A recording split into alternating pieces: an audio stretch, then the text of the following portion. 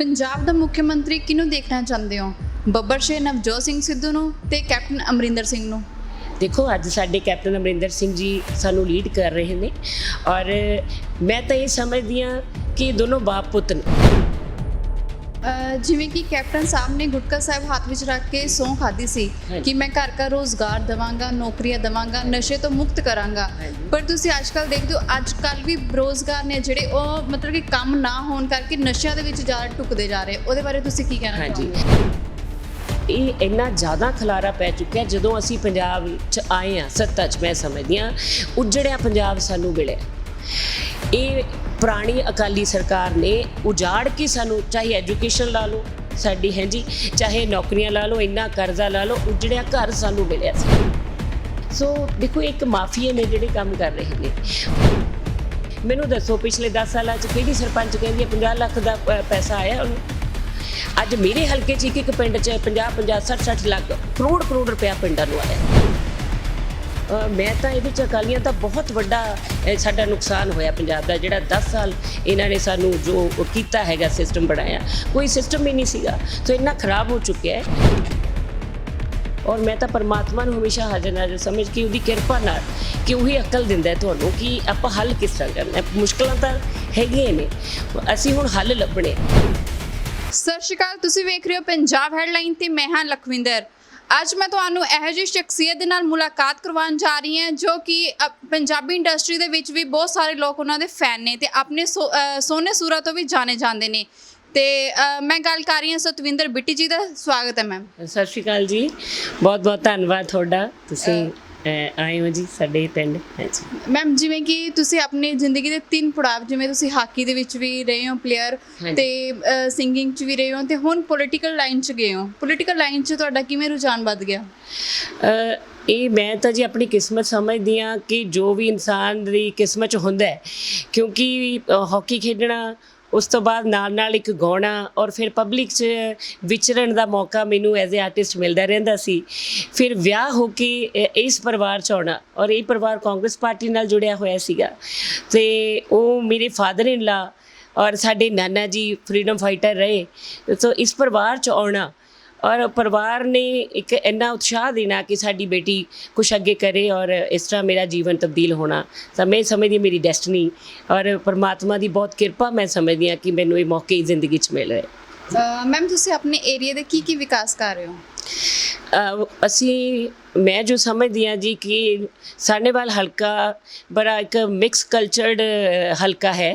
ਇਹਦੇ ਵਿੱਚ ਸਾਡੇ ਪਿੰਡ ਵੀ ਨੇ, ਜਿਵੇਂ 160 ਪਿੰਡ ਨੇ ਜੀ, ਔਰ ਫਿਰ ਸਾਡੀਆਂ 5 ਵਾਰਡਸ ਨੇ ਜਿੱਥੇ ਕਿ ਸ਼ਹਿਰੀ ਕਲਚਰ ਰਹਿੰਦਾ ਹੈ। ਉੱਥੇ ਹਰਿਆਣੇ ਦੇ ਲੋਕ ਨੇ ਔਰ ਉੱਥੇ ਕਹਿ ਲਓ ਹਿਮਾਚਲ ਦੇ ਲੋਕ ਨੇ, ਹੈ ਜੀ, ਕਿਉਂਕਿ ਲੁਧਿਆਣਾ ਹੈ। ਲੁਧਿਆਣੇ 'ਚ ਜੋ ਲੋਕ ਕੰਮ ਕਰਦੇ ਨੇ, ਇੱਥੇ ਬੜੀ ਤਰ੍ਹਾਂ ਦੀਆਂ ਕਮਿਊਨਿਟੀਜ਼ ਰਹਿੰਦੀਆਂ ਨੇ ਜੀ। ਪ੍ਰਵਾਸੀ ਭਾਈਚਾਰਾ ਬਹੁਤ ਰਹਿੰਦਾ ਹੈਗਾ ਜੀ, ਹਾਂਜੀ। ਸੋ ਇਸ ਤਰ੍ਹਾਂ ਦੀਆਂ ਪ੍ਰੋਬਲਮਸ ਇਸ ਕਰਕੇ ਬੜੀਆਂ ਮਿਕਸ ਨੇ ਪਿੰਡਾਂ 'ਚ। ਸਾਡੇ ਬੇਟ ਏਰੀਆ ਹੈਗਾ ਜੀ, ਸਾਡੇ ਨਾਲ ਸਤਲੁਜ ਜਾਂਦਾ ਹੈ ਔਰ ਉੱਥੇ ਮੈਂ ਜਦੋਂ ਗਈ ਹਾਂ ਆ ਕੇ ਇਲੈਕਸ਼ਨ ਲੜੀਆਂ, ਮਤਲਬ ਇੰਨਾ ਬੁਰਾ ਹਾਲ ਸੀ। ਨਾ ਸਾਡੇ ਕੋਲ ਕੋਈ ਕਾਲਜ ਹੈ ਇੱਥੇ ਔਰ ਸਕੂਲ ਬਹੁਤ ਦੂਰ ਹੈ, ਨਾ ਸਾਡੇ ਕੋਲ ਬੱਸ ਸਰਵਿਸ ਕੋਈ ਸੀਗੀ ਇੱਥੇ। ਔਰ ਉਸ ਤੋਂ ਬਾਅਦ ਜਿਹੜੀਆਂ ਰੋਡਸ ਦੀ ਕੰਡੀਸ਼ਨ ਇੰਨੀ ਮਾੜੀ ਸੀ। ਔਰ ਸਾਡੇ ਜਿਹੜਾ ਮਤਲਬ ਪੁਰਾਣੀਆਂ ਪਾਰਟੀਆਂ ਨੇ ਕੀ ਕੀਤਾ ਕਿ ਇੱਥੇ ਜਿਹੜਾ ਅਸੀਂ ਬਾਰਡਰ 'ਤੇ ਬੈਠੇ ਹਾਂ ਲੁਧਿਆਣੇ ਦੇ ਨਾਲ ਕਹਿ ਦਿੰਦੇ ਸੀਗੇ ਕਿ ਤੁਹਾਡਾ ਪਾਣੀ ਅਸੀਂ ਕਾਰਪੋਰੇਸ਼ਨ ਦੇ ਪਾਣੀ ਨਾਲ ਜੋੜ ਦਾਂਗੇ, ਪਰ ਉਹਨਾਂ ਨੇ ਜੋੜਿਆ ਨਹੀਂ। ਸੀਵਰੇਜ ਪਾਉਂਦੇ ਗਏ ਪਰ ਉਹ ਸਾਰਾ ਲੋਕਾਂ ਦੇ ਘਰਾਂ ਵਿੱਚ ਜਾਂਦਾ ਹੈ। ਸੋ ਇਹ ਸਭ ਤੋਂ ਮੇਜਰ ਪ੍ਰੋਬਲਮ ਮੈਂ ਸਮਝਦੀ ਹਾਂ ਸਾਡੇ ਹਲਕੇ ਦੀ, ਅਤੇ ਉਹਨੂੰ ਫਿਰ ਸਟੈਪ ਬਾਏ ਸਟੈਪ ਠੀਕ ਕਰਨ ਦਾ ਜਿਹੜਾ ਇੱਕ ਅਸੀਂ ਕੋਸ਼ਿਸ਼ਾਂ ਸ਼ੁਰੂ ਕੀਤੀਆਂ। ਸਭ ਤੋਂ ਵੱਡੀ ਸਾਡੀ ਰਾਹੋਂ ਰੋਡ ਦੀ ਇੱਕ ਐਡੀ ਵੱਡੀ ਸਮੱਸਿਆ ਸੀ ਜਿਹੜੀ ਕਿ ਸਾਡੀ ਓਪੋਜੀਸ਼ਨ ਪਾਰਟੀ ਇਹ ਜਿਹੜਾ ਮਤਲਬ ਸਾਨੂੰ ਵਿਧਾਨ ਸਭਾ ਵਿੱਚ ਵੀ ਸਾਨੂੰ ਕਹਿੰਦੀ ਸੀਗੀ ਕਿ ਤੁਸੀਂ ਰਾਹੋਂ ਰੋਡ ਬਣਾਓ, ਹੈ ਜੀ। ਉਹ ਸਾਡੇ 'ਤੇ ਕਹਿੰਦੇ ਸੀ ਤੁਸੀਂ 4 ਸਾਲ 'ਚ ਰਾਹੋਂ ਰੋਡ ਦਾ ਕੀ ਕੀਤਾ, ਜਦ ਕਿ ਉਹ ਪਾਣੀ ਉਹ ਸੀਗਾ। ਇੱਕ ਤਾਂ ਉੱਥੇ ਡਾਇੰਗ ਇੰਡਸਟਰੀ ਸੀਗੀ, ਡਾਇੰਗ ਇੰਡਸਟਰੀ ਦਾ ਪਾਣੀ ਇਹਨਾਂ ਨੇ ਰੈਜ਼ੀਡੈਂਸ਼ੀਅਲ 'ਚ ਪਾਣੀ ਪਾਇਆ ਹੋਇਆ ਸੀਗਾ ਜੀ, ਅਤੇ ਉਹਦੇ ਨਾਲ ਉਹ ਲੋਕਾਂ ਦੇ ਘਰਾਂ 'ਚ ਹੀ ਪਾਣੀ ਵੜ ਰਿਹਾ ਸੀ। ਫਿਰ ਉਹ ਸਾਰਾ ਕਲੀਅਰ ਕਰਵਾਇਆ, ਸਾਰਾ ਤੁੜਵਾਇਆ ਗਿਆ। ਔਰ ਦੂਸਰੇ ਨੰਬਰ 'ਤੇ ਜਿਹੜਾ ਪਾਣੀ ਉੱਥੇ ਖੜਦਾ ਸੀਗਾ ਉਹਨੂੰ ਇੱਕ ਸਾਈਡ 'ਤੇ ਲਿਜਾ ਕੇ ਪਾ ਕੇ ਟੋਭੇ ਤੱਕ ਲਿਜਾਇਆ ਗਿਆ। ਔਰ ਟਰੀਟਮੈਂਟ ਪਲਾਂਟ ਜਿਹੜਾ ਇੱਕ ਲਵਾਉਣ ਦੀ, ਟੋਭੇ ਜਿਵੇਂ ਅਸੀਂ ਬਣਾ ਦਿੰਦੇ ਹਾਂ ਉਹਦੇ 'ਚ ਪਾਣੀ ਟਰੀਟ ਟ੍ਰੀਟਮੈਂਟ ਹੋ ਕੇ ਜਿਹੜਾ ਕਿ ਮਤਲਬ ਅੱਗੇ ਖੇਤਾਂ ਨੂੰ ਅਸੀਂ ਦੇ ਸਕਦੇ ਹਾਂ। ਸੋ ਇਸ ਤਰ੍ਹਾਂ ਦਾ ਅਸੀਂ ਹੱਲ ਕਰਨ 'ਚ ਲੋਕਾਂ ਦੇ ਸਹਿਯੋਗ ਨਾਲ, ਔਰ ਮੈਂ ਤਾਂ ਪਰਮਾਤਮਾ ਨੂੰ ਹਮੇਸ਼ਾ ਹਾਜ਼ਰ ਨਾਜ਼ਰ ਸਮਝ ਕੇ ਉਹਦੀ ਕਿਰਪਾ ਨਾਲ ਕਿ ਉਹੀ ਅਕਲ ਦਿੰਦਾ ਹੈ ਤੁਹਾਨੂੰ ਕਿ ਆਪਾਂ ਹੱਲ ਕਿਸ ਤਰ੍ਹਾਂ ਕਰਨਾ ਹੈ। ਮੁਸ਼ਕਲਾਂ ਤਾਂ ਹੈਗੀਆਂ ਨੇ, ਅਸੀਂ ਹੁਣ ਹੱਲ ਲੱਭਣੇ। ਤੇ ਅਸੀਂ ਸਭ ਤੋਂ ਵੱਡੀ ਸਾਡੀ ਪ੍ਰਾਪਤੀ ਕਿ ਅੱਜ ਰਾਹੋਂ ਰੋਡ ਬਣ ਚੁੱਕੀ ਹੈ, ਔਰ ਉੱਥੇ ਪ੍ਰੀਮਿਕਸ ਸਾਰਾ ਜਿਹੜਾ ਉਹ ਏਰੀਆ ਸੀ ਵੱਡਾ, ਜਿਹੜਾ ਮੈਨੂੰ ਬਜ਼ੁਰਗ ਦੱਸਦੇ ਹੈ ਕਿ 40 ਸਾਲ ਤੋਂ ਉੱਥੇ ਪਾਣੀ ਉੱਦਾਂ ਹੀ ਖੜਾ ਰਹਿੰਦਾ ਸੀਗਾ। ਤੇ ਮੈਂ ਖੁਦ, ਮੈਨੂੰ ਸਮਝ ਨਹੀਂ ਸੀ ਆ ਰਿਹਾ ਕਿ ਇਹ ਪਾਣੀ ਮੈਂ ਭੇਜਾਂ ਕਿੱਥੇ। ਤੇ ਬਟ ਲੱਕੀਲੀ ਮੈਂ ਇਸ ਨੂੰ ਪਰਮਾਤਮਾ ਦੀ ਕਿਰਪਾ ਸਮਝਦੀ ਹਾਂ ਕਿ ਤੁਹਾਨੂੰ ਕੋਈ ਹੱਲ ਲੱਭ ਜਾਣਾ ਹੈ ਜੀ। ਅੱਜ ਸਾਨੂੰ ਉਹਦਾ ਹੱਲ ਲੱਭ ਚੁੱਕਿਆ ਹੈ, ਔਰ ਅੱਜ ਜੇ ਤੁਸੀਂ ਜਾਓਗੇ ਤਾਂ ਤੁਸੀਂ ਬਹੁਤ ਅੱਛੇ ਤਰੀਕੇ ਨਾਲ ਉਸ ਰੋਡ ਨੂੰ ਦੇਖੋਗੇ। ਔਰ ਦੂਜੀ ਵੱਡੀ ਪ੍ਰਾਪਤੀ ਮੈਂ ਸਾਡੀ ਸਾਹਨੇਵਾਲ ਤੋਂ ਮਾਛੀਵਾੜਾ ਰੋਡ ਹੈ ਜਿਹੜੀ ਕਿ ਇਸੇ ਦੇ ਹਾਈਵੇਜ਼ ਨੂੰ ਟੱਚ ਕਰ ਰਹੀ ਹੈ ਸਾਰੀ, ਇਹ ਅਸੀਂ ਬਣਾਉਣ 'ਚ ਕਾਮਯਾਬ ਹੋ ਗਏ। ਔਰ ਤੀਸਰੀ ਬਹੁਤ ਵੱਡੀ ਪ੍ਰਾਪਤੀ ਜਿਹੜੀ ਰਾਮਗੜ੍ਹ ਤੋਂ ਇੰਡਸਟਰੀ ਸਾਡੇ ਸਾਹਨੇਵਾਲ ਹਲਕੇ 'ਚ ਬਹੁਤ ਵੱਡੀ ਇੰਡਸਟਰੀ ਹੀਰੋ ਸਾਈਕਲਸ ਨੇ ਜੋ ਲਗਾਈ ਹੈ, ਔਰ ਉਹ ਚੱਲ ਰਹੀ ਹੈ, ਸ਼ੁਰੂ ਹੋ ਚੁੱਕਿਆ। ਸਾਡੇ ਇਲਾਕੇ ਦੇ ਲੋਕ ਉੱਥੇ ਕੰਮ ਕਰਨ ਜਾ ਰਹੇ ਨੇ। ਬਹੁਤ ਲੋਕਾਂ ਨੂੰ ਅਸੀਂ ਉੱਥੇ ਭੇਜ ਰਹੇ ਹਾਂ ਕਿ ਜੇ ਤੁਹਾਨੂੰ ਕੰਮ ਦੀ ਲੋੜ ਹੈ ਤੁਸੀਂ ਉੱਥੇ ਕੰਮ ਕਰੋ। ਔਰ ਜਿਹੜੀ ਉਹ ਮੇਨ ਇੰਡਸਟਰੀ ਦੀ ਰੋਡ ਤੁਸੀਂ ਜਾ ਕੇ ਦੇਖੋਗੇ, ਰੋਡ 'ਤੇ ਜਾ ਕੇ ਤੁਹਾਨੂੰ ਲੱਗੇਗਾ ਕਿ ਮੈਂ ਇਹ ਅਮਰੀਕਾ ਦੀ ਰੋਡ 'ਤੇ ਮੈਂ ਸਫ਼ਰ ਕਰ ਰਹੀ ਹਾਂ। ਮਤਲਬ ਇਹ ਸਭ ਤੋਂ ਵੱਡੀ ਮੈਂ ਸਮਝਦੀ ਹਾਂ ਕਿ ਸਾਡੀ ਸਾਹਨੇਵਾਲ ਹਲਕੇ ਦੀ ਇੱਕ ਪ੍ਰਾਪਤੀ ਹੈ। ਔਰ ਇਹਦਾ ਮੈਂ ਧੰਨਵਾਦ ਮੈਂ ਖਾਸ ਤੌਰ 'ਤੇ ਮਾਨਯੋਗ ਮੁੱਖ ਮੰਤਰੀ ਕੈਪਟਨ ਅਮਰਿੰਦਰ ਸਿੰਘ ਜੀ ਦਾ ਕਰਨਾ ਚਾਹੂੰਗੀ ਕਿ ਜਿਨ੍ਹਾਂ ਦੀ ਦੂਰਅੰਦੇਸ਼ੀ, ਦੇਖੋ ਇਹ ਕੰਮ ਐਸਾ ਹੈ, ਤਜਰਬਾ ਇਹਦੇ 'ਚ ਬੜਾ ਜ਼ਰੂਰੀ ਹੈ ਜੀ, ਜਿਹੜਾ ਕਿ ਉਹਨਾਂ ਦੇ ਤਜਰਬੇ ਦਾ ਇਹ ਨਤੀਜਾ ਹੈ ਕਿ ਅੱਜ ਸਾਡੇ ਸਾਹਨੇਵਾਲ ਹਲਕੇ 'ਚ ਦੇਖੋ ਜਿਹੜੇ ਲੋਕ ਕਹਿੰਦੇ ਆ ਵੀ ਕਾਂਗਰਸ ਪਾਰਟੀ ਨੇ ਕੀ ਕੀਤਾ, ਔਰ ਮਾਨਯੋਗ ਮੁੱਖ ਮੰਤਰੀ ਕੈਪਟਨ ਅਮਰਿੰਦਰ ਸਿੰਘ ਜੀ ਨੇ ਇਹ ਵੱਡੀ ਜਿਹੜੀ ਇੰਡਸਟਰੀ ਸਾਡੇ ਹਲਕੇ 'ਚ ਆਈ ਹੈ, ਮੈਂ ਇਹਨੂੰ ਬਹੁਤ ਵੱਡੀ ਪ੍ਰਾਪਤੀ ਸਮਝਦੀ ਹਾਂ ਜੀ, ਸਭ ਤੋਂ ਵੱਡੀ। ਔਰ ਸਾਡੇ 160 ਪਿੰਡ ਹੈ ਜੀ। ਅੱਜ ਤੁਸੀਂ ਪਿੰਡਾਂ 'ਚ ਜਾ ਕੇ ਦੇਖੋਗੇ ਕਿ ਕਿੰਨਾ ਜ਼ਿਆਦਾ ਕੰਮ ਹੋ ਰਿਹਾ, ਕੋਈ ਗਲੀ ਕੱਚੀ ਨਹੀਂ। ਸਾਡੇ ਆਪਣੇ ਪਿੰਡ 'ਚ ਤੁਸੀਂ ਆਂਦੇ ਦੇਖਿਆ ਕਿ ਕਿੰਨਾ ਜ਼ਿਆਦਾ ਇੱਥੇ ਸਰਪੰਚੀ ਸਾਰੇ ਆਪ ਕਹਿ ਰਹੇ ਪਿਛਲੇ 10 ਸਾਲ ਦੂਸਰੀ ਸਰਕਾਰ ਰਹੀ ਹੈ, ਤੇ ਉਹ ਦੇਖਣ ਉਹਨਾਂ ਦੀਆਂ ਤਾਂ ਕਾਪੀਆਂ ਅਕਾਲੀ ਆਪਣੇ ਇੱਥੇ ਲੀਡਰ ਸਾਰੇ ਆਪਣੇ ਘਰੇ ਰੱਖਦੇ ਸੀ ਜਿਹੜੇ ਸਰਪੰਚੀਸ ਦੀਆਂ। ਸੋ ਅੱਜ ਸਾਡੇ ਸਰਪੰਚ ਖੁੱਲ੍ਹ ਕੇ ਕੰਮ ਕਰ ਰਹੇ ਨੇ, ਜੋ ਪਿੰਡਾਂ 'ਚ ਹੋਣ ਵਾਲਾ ਹੈ ਉਹ ਕਰ ਰਹੇ ਨੇ। ਸੋ ਕਦੇ ਵੀ ਅਸੀਂ ਪਾਰਟੀਬਾਜ਼ੀ 'ਚ ਪੈ ਕੇ ਨਹੀਂ ਕੰਮ ਕੀਤਾ, ਔਰ ਸਾਡੇ ਹਲਕੇ 'ਚ ਭਾਈਚਾਰਕ ਸਾਂਝ ਬਣਾਉਣ ਦੀ ਕੋਸ਼ਿਸ਼ ਕੀਤੀ ਹੈ। ਭਾਵੇਂ ਕੋਈ ਵੀ ਭਾਈਚਾਰੇ ਦਾ ਸਰਪੰਚ ਹੈ ਸਾਡਾ, ਪਰਸਨਲੀ ਮੈਂ ਜਾ ਕੇ ਉਹਨਾਂ ਨੂੰ ਬੇਨਤੀ ਕੀਤੀ ਹੈ ਕਿ ਤੁਸੀਂ ਦੱਸੋ ਜੀ ਅਸੀਂ ਤੁਹਾਡੀ ਕਿਵੇਂ ਮਦਦ ਕਰ ਸਕਦੇ ਹਾਂ। ਇਹ ਸਭ ਤੋਂ ਵੱਡੀ ਮਤਲਬ ਮੈਂ ਸਮਝਦੀ ਹਾਂ ਕਿ ਸਾਹਨੇਵਾਲ ਹਲਕੇ ਦੀ ਪ੍ਰਾਪਤੀ ਹੈ ਕਿ ਅਸੀਂ ਭਾਈਚਾਰਕ ਸਾਂਝ ਹੈ ਜਿਹੜੀ ਅੱਜ ਸਾਡੇ ਇੱਥੇ ਕੋਈ ਪਾਰਟੀਬਾਜ਼ੀ ਤੋਂ ਉੱਤੇ ਉੱਠ ਕੇ ਜਿਹੜੇ ਕੰਮ ਹੋ ਰਹੇ ਆ ਲੋਕਾਂ ਦੇ, ਉਹ ਬਹੁਤ ਵੱਡੀ ਸਾਡੀ ਪ੍ਰਾਪਤੀ ਮੈਂ ਸਮਝਦੀ ਹਾਂ ਜੀ। ਜਿਵੇਂ ਕਿ ਕੈਪਟਨ ਸਾਹਿਬ ਨੇ ਗੁਟਕਾ ਸਾਹਿਬ ਹੱਥ ਵਿੱਚ ਰੱਖ ਕੇ ਸਹੁੰ ਖਾਧੀ ਸੀ ਕਿ ਮੈਂ ਘਰ ਘਰ ਰੋਜ਼ਗਾਰ ਦੇਵਾਂਗਾ, ਨੌਕਰੀਆਂ ਦੇਵਾਂਗਾ, ਨਸ਼ੇ ਤੋਂ ਮੁਕਤ ਕਰਾਂਗਾ। ਪਰ ਤੁਸੀਂ ਅੱਜ ਕੱਲ੍ਹ ਦੇਖਦੇ ਹੋ ਅੱਜ ਕੱਲ੍ਹ ਵੀ ਬੇਰੁਜ਼ਗਾਰ ਨੇ ਜਿਹੜੇ, ਉਹ ਮਤਲਬ ਕਿ ਕੰਮ ਨਾ ਹੋਣ ਕਰਕੇ ਨਸ਼ਿਆਂ ਦੇ ਵਿੱਚ ਜ਼ਿਆਦਾ ਢੁੱਕਦੇ ਜਾ ਰਹੇ। ਉਹਦੇ ਬਾਰੇ ਤੁਸੀਂ ਕੀ ਕਹਿਣਾ ਚਾਹੋਗੇ? ਹਾਂਜੀ, ਬਿਲਕੁਲ ਠੀਕ ਹੈ ਜੀ। ਦੇਖੋ ਇਹ ਇੰਨਾ ਜ਼ਿਆਦਾ ਖਲਾਰਾ ਪੈ ਚੁੱਕਿਆ। ਜਦੋਂ ਅਸੀਂ ਪੰਜਾਬ 'ਚ ਆਏ ਹਾਂ ਸੱਤਾ 'ਚ, ਮੈਂ ਸਮਝਦੀ ਹਾਂ ਉਜੜਿਆ ਪੰਜਾਬ ਸਾਨੂੰ ਮਿਲਿਆ। ਇਹ ਪੁਰਾਣੀ ਅਕਾਲੀ ਸਰਕਾਰ ਨੇ ਉਜਾੜ ਕੇ ਸਾਨੂੰ, ਚਾਹੇ ਐਜੂਕੇਸ਼ਨ ਲਾ ਲਓ ਸਾਡੀ ਹੈ ਜੀ, ਚਾਹੇ ਨੌਕਰੀਆਂ ਲਾ ਲਓ, ਇੰਨਾ ਕਰਜ਼ਾ ਲਾ ਲਓ, ਉਜੜਿਆ ਘਰ ਸਾਨੂੰ ਮਿਲਿਆ ਸੀਗਾ। ਔਰ ਮੈਂ ਤਾਂ ਧੰਨਵਾਦ ਕਰਦੀ ਹਾਂ ਜਿਹੜਾ ਅੱਜ ਤੁਸੀਂ ਐਜੂਕੇਸ਼ਨ 'ਚ ਜੇ ਜਾਂਦੇ ਹੋ, ਹੁਣ ਸਾਡੇ ਇੱਕ ਪਿੰਡ ਚੌਂਤਾ ਹੈ ਜੀ, ਚੌਂਤਾ ਪਿੰਡ ਹੈ, ਉਹ ਨਸ਼ੇ 'ਚ ਪੂਰਾ ਮਸ਼ਹੂਰ ਪਿੰਡ ਸੀ। ਉੱਥੇ ਅਸੀਂ ਚੌਂਕੀ ਬਣਵਾਈ, ਉੱਥੇ ਅਸੀਂ ਸਮਾਰਟ ਸਕੂਲ ਬਣਵਾਇਆ, ਉੱਥੇ ਅਸੀਂ ਪ੍ਰੋਪਰ ਗਰਾਊਂਡ ਬਣਵਾਇਆ। ਅੱਜ ਉੱਥੇ ਜਾ ਕੇ ਦੇਖੋ ਕਿ ਜੇ ਉਦੋਂ 100% ਸੀ, ਅੱਜ ਮੈਨੂੰ ਲੱਗਦਾ ਹੈ ਘੱਟੋ ਘੱਟ ਜੇ 20% ਦੇ ਨੇੜੇ ਕੰਮ ਰਹਿ ਗਿਆ ਹੋਊਗਾ। ਇੰਨਾ ਜ਼ਿਆਦਾ ਅਸੀਂ ਉਹਨੂੰ ਹੱਲ ਕਰਨ 'ਚ ਕਾਮਯਾਬ ਹੋਏ ਹਾਂ। ਉੱਥੇ ਬਾਰ-ਬਾਰ ਮੈਂ ਖੁਦ ਪਰਸਨਲੀ ਜਾਂਦੀ ਹਾਂ, ਲੋਕਾਂ ਨੂੰ ਅਵੇਅਰ ਕਰਦੇ ਹਾਂ ਕਿ ਆਪਣੇ ਬੱਚਿਆਂ ਨੂੰ ਅਸੀਂ ਕਿੱਦਾਂ ਸਮਝਾਉਣਾ ਹੈ। ਸੋ ਦੇਖੋ ਇੱਕ ਮਾਫੀਏ ਨੇ ਜਿਹੜੇ ਕੰਮ ਕਰ ਰਹੇ ਨੇ, ਪਰ ਮੈਂ ਇਹ ਸਮਝਦੀ ਹਾਂ ਕਿ ਬਹੁਤ ਵੱਡੇ ਲੈਵਲ 'ਤੇ ਅਸੀਂ ਫਿਰ ਵੀ ਕਾਮਯਾਬ ਹੋ ਗਏ ਹਾਂ ਕਿ ਅਸੀਂ ਜਿਹੜੀਆਂ ਮਾਵਾਂ ਅੱਜ ਸਾਡੀਆਂ ਫਿਰ ਵੀ ਸੁੱਖ ਦੀ ਨੀਂਦ ਸੌਂ ਰਹੀਆਂ ਨੇ। ਪਰ ਇਹ ਨਹੀਂ ਮੈਂ ਕਹਿ ਸਕਦੀ ਕਿ ਬਿਲਕੁਲ ਇਹਨੂੰ, ਕਿਉਂਕਿ ਮਾਫੀਆ ਇੰਨਾ ਜ਼ਿਆਦਾ ਸਟਰੋਂਗ ਹੋ ਚੁੱਕਿਆ ਹੈ, ਉਹਨੇ ਇੰਨੇ ਲੋਕਾਂ ਨੂੰ ਆਪਣੇ ਕੰਟਰੋਲ 'ਚ ਲੈ ਚੁੱਕਿਆ ਹੈ ਕਿ ਲੋਕ ਡਰਦੇ ਆ ਜੀ। ਕਈ ਵਾਰੀ ਡਰ ਕੇ ਹੀ ਉਹ ਮਤਲਬ ਛੋਟੇ ਬੱਚਿਆਂ ਰਾਹੀਂ ਇਸ ਤਰ੍ਹਾਂ ਦੇ ਕੰਮ ਕਰਾਉਂਦੇ ਆ ਜਿਹੜੇ ਬੱਚਿਆਂ ਨੂੰ ਤਾਂ ਨੌਲੇਜ ਹੀ ਹੈ ਨਹੀਂ। ਸੋ ਮੈਂ ਇੱਕ ਦੇਖੋ ਲੜਾਈ ਹੈ ਸਮਾਜ 'ਚ, ਕੋਈ ਮੈਂ ਕਹਿੰਦੀ ਹਾਂ ਰਾਵਣ ਦੇ ਰੂਪ 'ਚ ਕੰਮ ਕਰ ਰਿਹਾ, ਕੋਈ ਰਾਮ ਦੇ ਰੂਪ 'ਚ ਕੰਮ ਕਰ ਰਿਹਾ। ਸੋ ਹਰ ਇੱਕ ਨੇ ਆਪਣੇ ਸੁਭਾਅ ਦੇ ਮੁਤਾਬਕ ਕੰਮ ਕਰਨਾ, ਪਰ ਜਿਹੜਾ ਮਾਫੀਆ ਵੀ ਬਹੁਤ ਤੇਜ਼ ਬੰਦੇ ਹੈ ਜਿਹੜੇ ਲੋਕ ਹੈ, ਸੋ ਕਿਤੇ ਨਾ ਕਿਤੇ ਹੱਲ ਲੱਭਦੇ ਹੈ ਆਪਣਾ। ਬਟ ਅਸੀਂ ਬੜਾ ਸਟ੍ਰਿਕਟਲੀ ਮੈਂ ਸਮਝਦੀ ਹਾਂ ਕਿ ਜੋ ਸਾਡੇ ਧਿਆਨ 'ਚ ਆ ਜਾਂਦਾ ਹੈ। ਅੱਜ ਇਹ 34 ਦੀ ਉਦਾਹਰਨ ਮੈਂ ਤਾਂ ਦਿੱਤੀ ਹੈ ਕਿ ਬੜਾ ਇਹ ਬਦਨਾਮ ਪਿੰਡ ਸੀਗਾ, ਜਿਹੜੇ 'ਚ ਅੱਜ ਮੈਂ ਕਹਿੰਦੀ ਹਾਂ ਵੀ ਸਾਡੇ ਕਾਂਗਰਸੀ ਬੰਦੇ, ਸਾਡੇ ਭੈਣ ਭਰਾ ਜਿਹੜੇ ਰਹਿੰਦੇ ਹੈ, ਉਹ ਆਪ ਕਹਿੰਦੇ ਆ ਕਿ ਅਸੀਂ ਬਹੁਤ ਖੁਸ਼ ਹਾਂ, ਇੰਨਾ ਕੰਮ ਸਾਡੇ ਪਿੰਡ 'ਚ ਹੋ ਗਿਆ।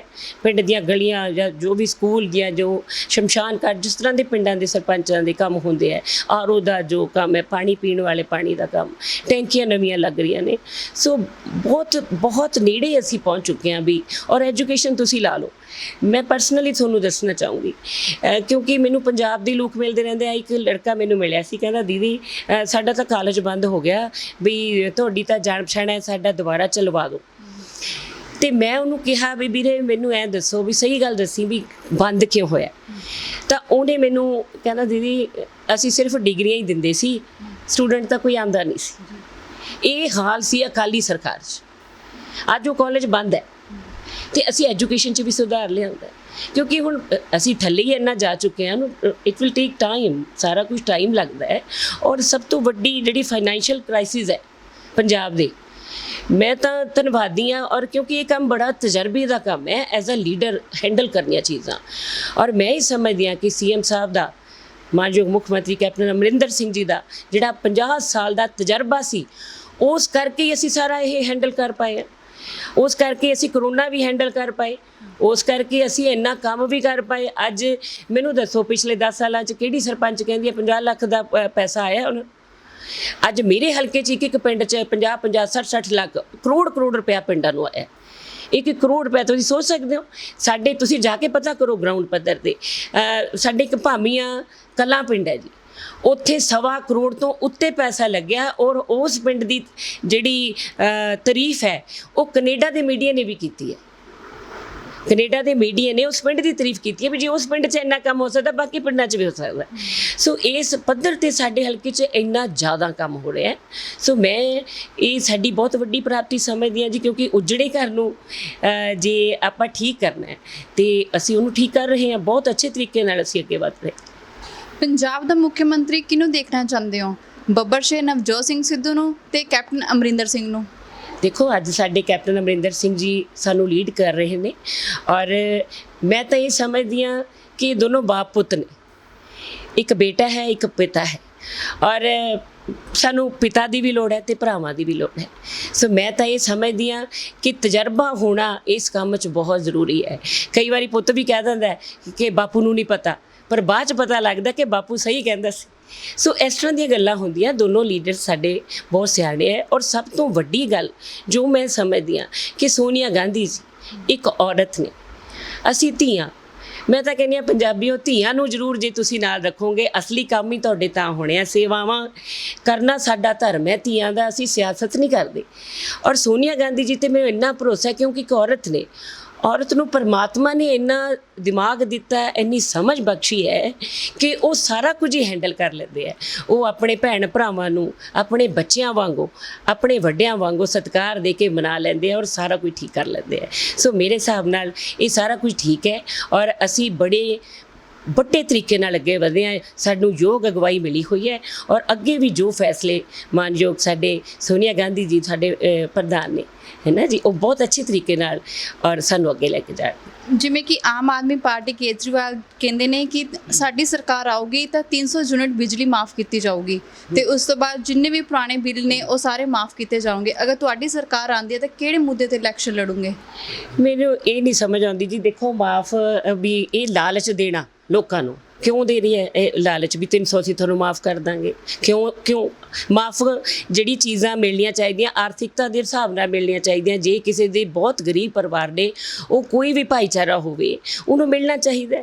ਜਿਹੜੇ ਬੰਦੇ ਤਾਂ ਪੇ ਕਰ ਸਕਦੇ ਉਹਨੂੰ ਪੇ ਵੀ ਕਰਨਾ ਚਾਹੀਦਾ। ਸੋ ਇਸ ਤਰ੍ਹਾਂ ਦੀਆਂ ਚੀਜ਼ਾਂ ਕਰਕੇ ਹਰ ਬੰਦਾ ਚਾਹੁੰਦਾ ਹੀ ਹੈ ਕਿ ਮੈਂ ਅੱਗੇ ਆ ਜਾ। ਪਹਿਲੀ ਗੱਲ ਠੀਕ ਹੈ ਜੀ। ਉਹ ਹਾਲਾਤ ਪੰਜਾਬ ਦੇ ਹੋਰ ਨੇ। ਕੇਜਰੀਵਾਲ ਜੀ ਦਿੱਲੀ 'ਚ ਕੰਮ ਕਰਦੇ, ਉਹਨਾਂ ਦਾ ਤਜਰਬਾ ਦਿੱਲੀ ਦਾ। ਸੋ ਪੰਜਾਬ ਜਿਹੜਾ ਸਾਡਾ ਹੈਗਾ, ਅਸੀਂ ਬੜੇ ਇਮੋਸ਼ਨਲ ਲੋਕ ਹਾਂ, ਦਿਲ ਤੋਂ ਚੱਲਣ ਵਾਲੇ ਲੋਕ ਹਾਂ। ਸੋ ਪਹਿਲੀ ਗੱਲ ਅਸੀਂ ਲਾਲਚ 'ਚ ਨਹੀਂ ਆਉਂਦੇ।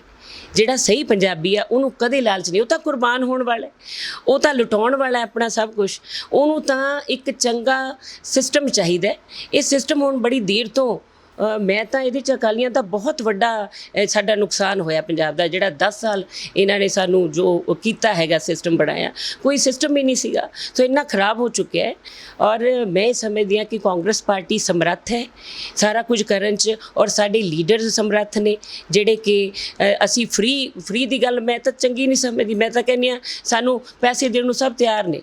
ਲੋਕ ਤਾਂ ਚਾਹੁੰਦੇ ਆ ਕਿ ਸਿਸਟਮ ਅੱਛਾ ਹੋਵੇ, ਔਰ ਇਹ ਜਿਹੜਾ ਲਾਲਚ ਦੇ ਕੇ ਲੋਕਾਂ ਨੂੰ ਮਗਰ ਲਾਉਣਾ, ਇਹਨੂੰ ਮੈਂ ਠੀਕ ਨਹੀਂ ਸਮਝਦੀ ਪਰਸਨਲੀ। ਸਟਰਗਲ ਦੀ ਗੱਲ ਕਰੀਏ ਤੇ ਤੁਸੀਂ ਕਾਫੀ ਸਟਰਗਲ ਕੀਤਾ ਹੈ ਤੇ ਤੁਹਾਡੇ ਕਾਫੀ ਲਵਰਸ ਨੇ, ਕਾਫੀ ਹੇਟਰਸ ਵੀ ਹੋਣੇ ਨੇ, ਤੇ ਹੇਟਰਸ ਨੂੰ ਕਿਸ ਤਰ੍ਹਾਂ ਤੁਸੀਂ ਦੇਖਦੇ ਹੋ? ਨਹੀਂ ਜੀ, ਇੱਦਾਂ ਨਹੀਂ ਹੁੰਦਾ ਐਕਚੁਅਲੀ। ਜਿਹੜਾ ਕੋਈ ਬੰਦਾ ਕੰਮ ਕਰ ਰਿਹਾ ਹੁੰਦਾ ਹੈ ਨਾ, ਉਹ ਕਿਸ ਪੋਜੀਸ਼ਨ 'ਤੇ ਕਰ ਰਿਹਾ, ਉਹਦੇ ਹਾਲਾਤ ਕੀ ਨੇ, ਉਹ ਉਹੀ ਦੱਸ ਸਕਦਾ ਹੁੰਦਾ ਹੈ। ਹੁਣ ਮੈਂ ਕਈ ਲੋਕਾਂ ਨੂੰ ਲੱਗਦਾ ਕਿ ਬੇਟੀ ਇਸ ਤਰ੍ਹਾਂ ਮੇਰਾ ਇੱਕ ਤਜਰਬਾ ਹੋਇਆ, ਮੈਂ ਲੋਕਾਂ 'ਚ ਜਾ ਕੇ ਮੈਨੂੰ ਫੀਲਿੰਗਸ ਸਮਝ ਆਉਣ ਲੱਗ ਗਈਆਂ ਕਿ ਇਹ ਬੰਦੇ ਨੂੰ ਇਹਦੀ ਲੋੜ ਹੈ, ਉਸ ਤਰ੍ਹਾਂ ਉਹਦੀ ਮਦਦ ਕਰਦੀ ਹਾਂ।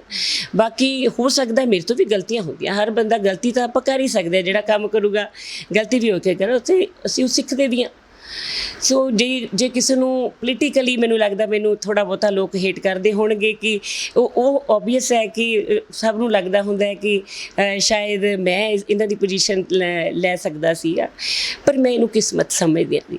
ਜੇ ਤੁਹਾਡੇ ਤੋਂ ਸੇਵਾਵਾਂ ਪਰਮਾਤਮਾ ਨੇ ਲੈਣੀਆਂ ਹੁੰਦੀਆਂ ਨੇ, ਕੋਈ ਬੰਦਾ ਆਪਾਂ ਭੁੱਲ ਜਾਂਦੇ ਹਾਂ ਕਿ ਉਹ ਸ਼ਕਤੀ ਵੀ ਇੱਕ ਹੈਗੀ ਹੈ ਜਿਹੜੀ ਸਭ ਕੁਝ ਦੇਖ ਰਹੀ ਹੈ, ਔਰ ਕਿਹੜੇ ਬੰਦੇ ਤੋਂ ਕਿੱਥੋਂ ਕਿਵੇਂ ਕੰਮ ਲੈਣਾ।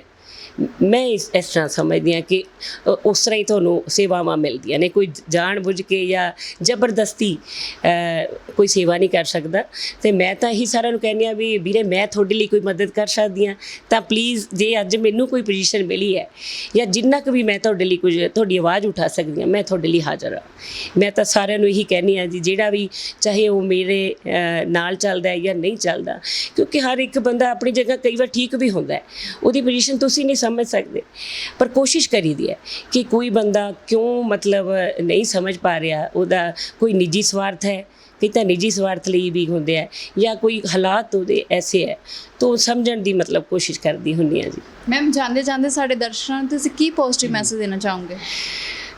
ਪੰਜਾਬੀਓ, ਮੈਂ ਤਾਂ ਤੁਹਾਨੂੰ ਇਹੀ ਕਹਿਣਾ ਚਾਹੁੰਦੀ ਹਾਂ ਜੀ ਕਿ ਆਪਾਂ ਬਹੁਤ ਜੁਝਾਰੂ ਕੌਮ ਹੈ, ਬਹੁਤ ਅੱਛੇ ਲੋਕ ਆ, ਭੋਲੇ ਲੋਕ ਆ, ਪੰਜਾਬੀ ਲੋਕ ਜਲਦੀ ਯਕੀਨ ਕਰ ਲੈਂਦੇ ਆ।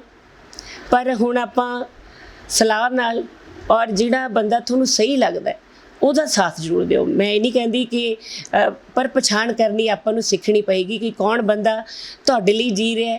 ਉਹ ਕਿਸੇ ਵੀ ਜਗ੍ਹਾ ਹੈ, ਭਾਵੇਂ ਉਹ ਡਾਕਟਰੀ ਦੇ ਪ੍ਰੋਫੈਸ਼ਨ 'ਚ ਹੈ, ਭਾਵੇਂ ਉਹ ਸੜਕਾਂ ਬਣਾਉਣ ਦੇ ਪ੍ਰੋਫੈਸ਼ਨ 'ਚ ਹੈ, ਭਾਵੇਂ ਉਹ ਐਜ਼ ਅ ਲੀਡਰ ਕੰਮ ਕਰ ਰਿਹਾ ਹੈ, ਪਰ ਇਹ ਤੁਹਾਨੂੰ ਉਹਦੀ ਪਛਾਣ ਕਰਨੀ ਪਏਗੀ। ਪਰ ਜੇ ਕੋਈ ਬੰਦਾ ਤੁਹਾਡੇ ਲਈ ਜੀਣਾ ਚਾਹੁੰਦਾ, ਉਹਨੂੰ ਸਪੋਰਟ ਕਰੋ, ਉਹਨੂੰ ਐਪਰੀਸ਼ੀਏਟ ਵੀ ਕਰੋ। ਹਾਂ, ਤੁਸੀਂ ਮੈਂ ਮੰਨਦੀ ਹਾਂ ਆਲੋਚਨਾ ਵੀ ਕਰਨੀ ਹੈ ਆਪਾਂ ਇੱਕ ਦੂਜੇ ਦੀ, ਪਰ ਜੇ ਕੋਈ ਚੰਗਾ ਕਰ ਰਿਹਾ ਉਹਨੂੰ ਸਪੋਰਟ ਵੀ ਕਰੋ, ਕਿਉਂਕਿ ਅੱਜ ਸਾਰਿਆਂ ਦੀ ਲੋੜ ਹੈ ਕਿ ਜਿੱਥੇ ਵੀ ਆਪਾਂ ਕੰਮ ਕਰ ਰਹੇ ਹਾਂ, ਅਸੀਂ ਅੱਗੇ ਵਧਣਾ। ਸਾਡੇ ਪੰਜਾਬ ਦੀਆਂ ਜੋ ਮੁਸ਼ਕਲਾਂ ਨੇ, ਜੋ ਹਾਲਾਤ ਨੇ, ਉਹਨਾਂ ਦੇ ਹੱਲ ਲੱਭਣੇ ਹੈ ਜੀ। ਧੰਨਵਾਦ।